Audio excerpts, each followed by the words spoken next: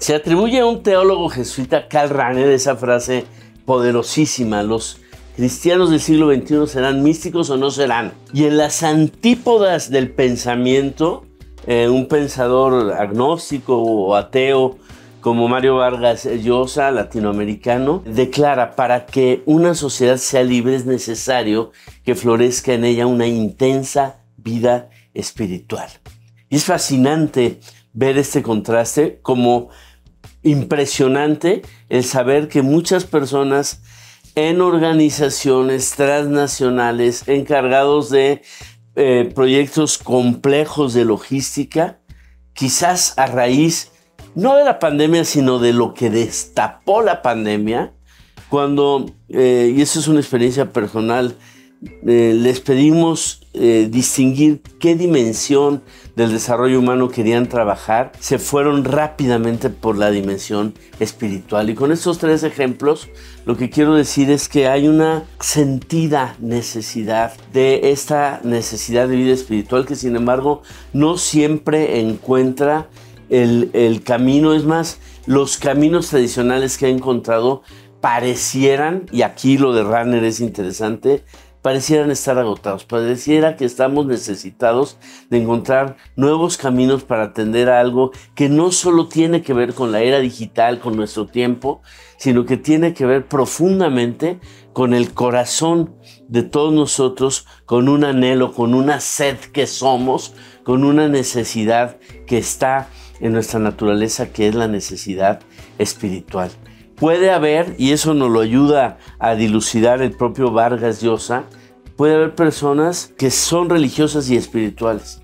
Pero intuimos, por lo que dice Rahner, que puede haber personas que sean muy religiosas, pero no sean muy espirituales, y sobre todo, personas espirituales que no necesariamente son religiosas. Esta distinción parece más que nunca necesaria, especialmente para la tradición agnóstica, para la tradición atea. Entonces, nuestro reto es ¿cuál? Encontrar elementos en común que pueda abrazar el cristiano, el judío, que se puedan abrazar en el islam, en el budismo, en el hinduismo, pero que no dejen fuera al agnóstico y al ateo. Y es así como llegamos al concepto de virtudes espirituales. Una virtud es algo que es, decíamos hace tiempo, un hábito operativo bueno, algo que llega a formar una parte de nuestra manera de ser, una segunda naturaleza. Se puede hablar de virtudes, de fortalezas en lo espiritual, por supuesto. Y lo espiritual, así descrito de una manera simple, podría entenderse como el conjunto de aquellos bienes que, al ser compartidos, a diferencia de los bienes materiales que se dividen al ser compartidos y nos dividen al compartirlos, los bienes espirituales se multiplican, crecen y nos congregan. Y entonces nos lanzamos a la tarea fascinante de encontrar algunas imágenes y virtudes espirituales, digamos universales, que todo mundo pudiera compartir. Recuerden la película Coco de Pixar, y esa imagen que a mi juicio logran muy bien de la tradición de muertos en México. Hay 3 estatus ontológicos en la película. Están los vivos, están los muertos recordados, los muertos que les ponen altar, los muertos que forman parte de la comunidad familiar, de la sociedad misma, y están los olvidados, aquellos que ya nadie recuerda. Por eso la lógica de esta película es el recuérdame, ¿no? La canción Recuérdame, porque se intuye que si alguien es recordado, o sea, repasado por el corazón, está presente. Esta idea, esa simple idea en la que está basada no la película, sino esta maravillosa, única tradición mexicana de muertos, es una idea que el ateo puede abrazar. Para él, quizás, la única manera de supervivencia de un ser querido sea precisamente el mantenerlo en el corazón, en la memoria. Pero para el hombre o la mujer de fe, es perfectamente compatible con el corpus de sus creencias. Y entonces encontramos allí cómo esta memoria grata, es algo que podríamos llamar una virtud espiritual. Voy a hablar de 6, las voy a poner en determinado orden que no es necesario o no he pensado yo en lo personal suficientemente sobre si es un orden necesario o no y cómo se relacionan entre ellas, pero me parece que tiene cierta lógica. Primero de 6, el silencio. Cuenta en una de sus múltiples bellísimos cuentos y situaciones que recopiló hace muchos años atrás este jesuita de la India, Anthony de Melo, de un monasterio budista en el cual uno de los, digamos, estudiantes, de los que están queriendo desarrollarse como monjes, le dice a su maestro: todo el tiempo usted habla del silencio y estamos en un lugar verdaderamente ruidoso. Hay mucho en el ambiente, aquí al lado hay algo que hace ruido, no sé si era una fábrica, que podría ser. Y el maestro, con esa tranquilidad natural, oriental, le dice: el silencio es la ausencia de ego, no la ausencia de ruido. Silencio o vaciamiento significaría salirnos de la narrativa, de la racionalidad, del ego, pero también de cualquier otra enajenación a la que estuviéramos sometidos. Por eso las distintas tradiciones tienen la práctica, por ejemplo, de la abstinencia de ciertos alimentos en ciertos momentos del año o en todo el año, dependiendo cuál de ellas, pero intuyendo en común que si yo me vacío de esa enajenación de la que estoy lleno y que ocupa tanto de mi energía, de mi carácter, de mi tiempo, le abriría hueco a algo más. Entonces, todas las tradiciones, estoy hablando del judaísmo, del cristianismo, estoy hablando del budismo, estoy hablando, por supuesto, del islam, estoy hablando de la tradición, porque la hay, agnóstica y atea, tienen esta noción del silencio. El elemento inaudible gracias al cual la música es audible. También la música de nuestro espíritu y de nuestra vida necesita, quizás como nunca antes, queridos amigos, de silencio. ¿Para qué? ¿Para estar vacío? No. Para llenarnos de lo que vale la pena estar lleno. Para llenarnos de asombro. Segunda virtud espiritual que me parece digna de su consideración. Y aquí, yo diría, en el árbol del asombro caben la rama de la experiencia estética, es decir, del asombro frente a lo bello, de la intuición metafísica, del asombro frente al ser, y también el de la mística, el asombro frente a la naturaleza, el asombro frente a lo trascendente, frente a lo ilimitado, el asombro frente al ser. Esa capacidad no solo frente a aquello que es escaso y que es extraordinario y que la ley de la oferta y la demanda pondera porque se da demasiado poco. El niño y el filósofo viven asombrados por el sonido de un avión, por el aire, por la nube, por el sabor del mango, por el sonido del trombón, porque despertamos, porque amanecimos, porque somos. Heidegger inicia su metafísica diciendo: soy, pudiendo no haber sido, súper sorprendido de algo ordinario y abundante, que no registra por lo mismo precio en la lógica de la oferta y la demanda, pero que no por no tener precio no tiene valor. Soy, pudiendo no haber sido.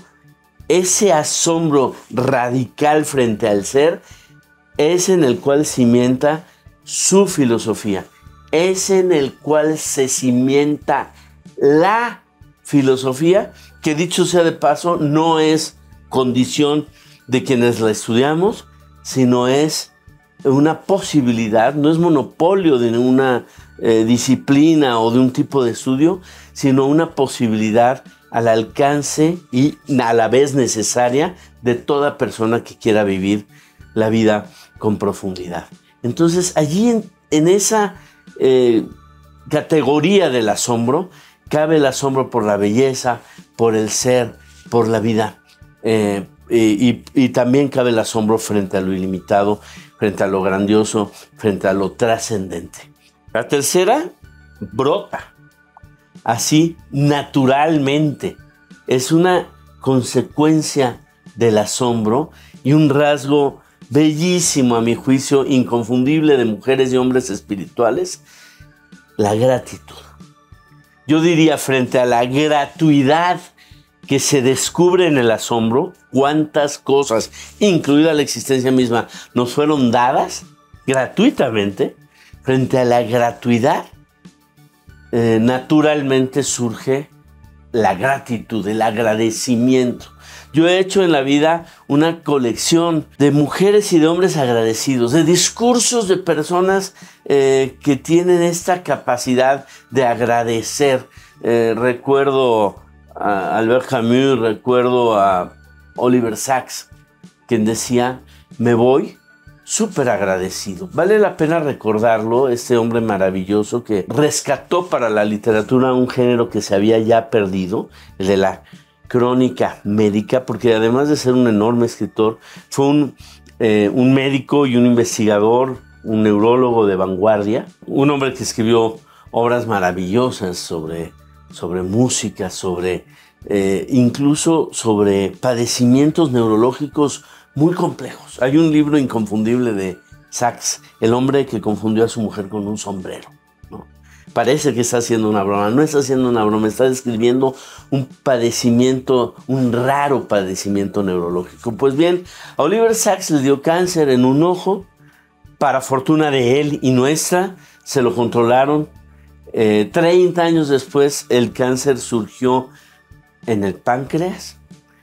Él, como gran médico que era, sabía lo que vendría y publicó el mismo día en muchos periódicos importantes del mundo un breve texto que se llama Gratitud. Un texto en el que dice, ciertamente tengo miedo, pero lo que domina en este momento mi corazón es el agradecimiento por esta vida maravillosa. Uno lo lee y dice, yo me quisiera ir así. Yo me quisiera ir fundamentalmente agradecido. Pero también te das cuenta que puedes entrenar y crecer el músculo de la gratitud.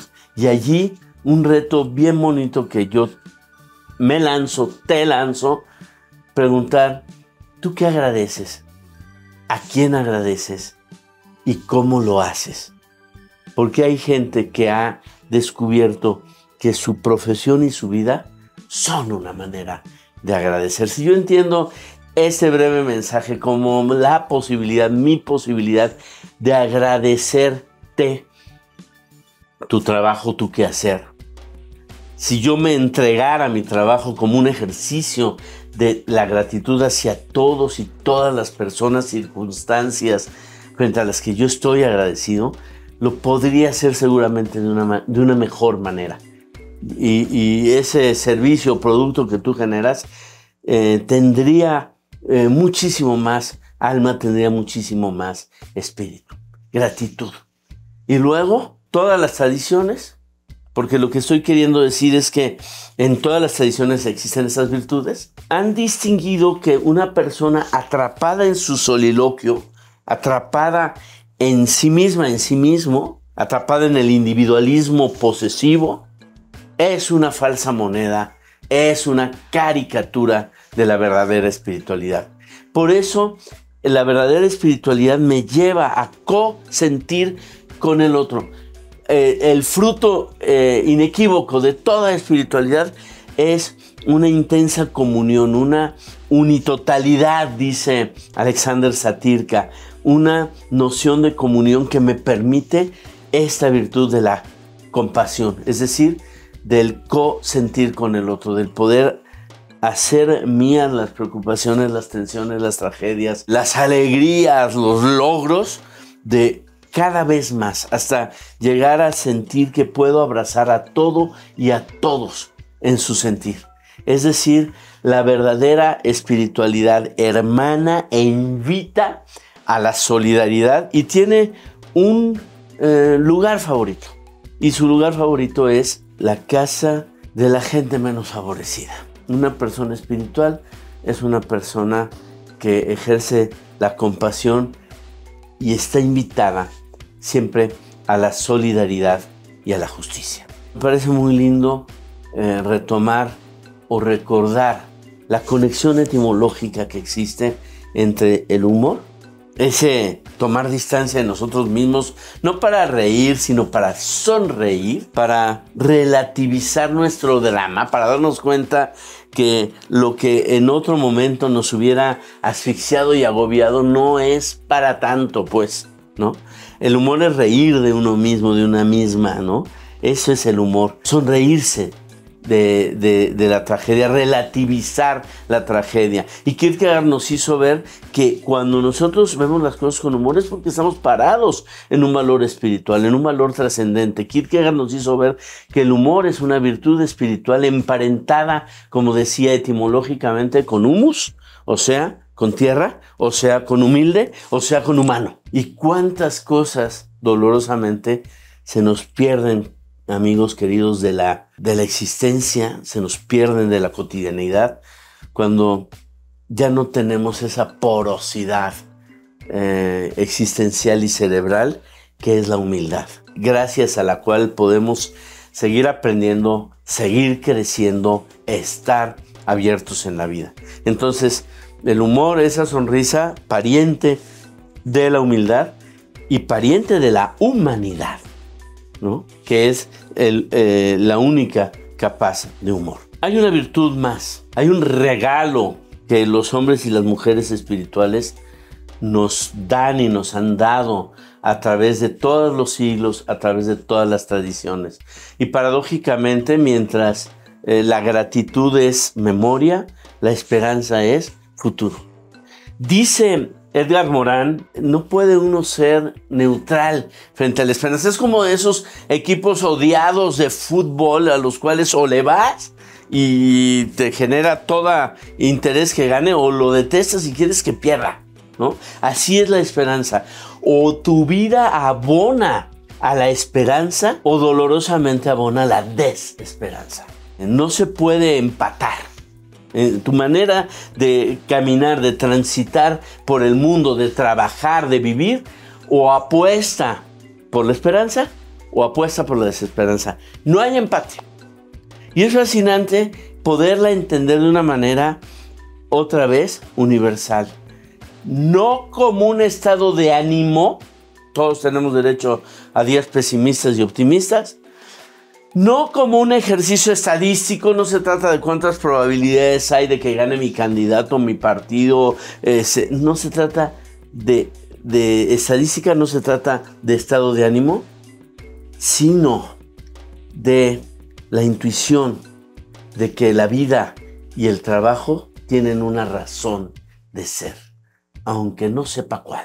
Esa descripción de esperanza, la intuición de que la vida y el trabajo tienen una razón de ser, se la debemos a uno de los grandes hombres del siglo XX, Václav Havel, quien fuera ese enorme dramaturgo checo, famoso en toda Europa de su tiempo, que cuando se recrudeció la presencia soviética en el 68 en su país, estuvo en la cárcel. Sus obras dejaron de ser presentadas en lo que era entonces Checoslovaquia y empezaron a hacerlo en toda Europa, ¿no? 18 años pasó en prisión. 18 años pasó en prisión, impresionante.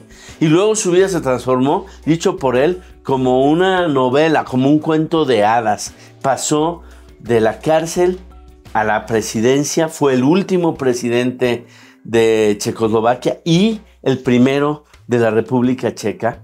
Este gran humanista pelirrojo, interesantísimo ser humano, Václav Havel. Cuento su historia porque creo que tiene derecho a hablar sobre la esperanza,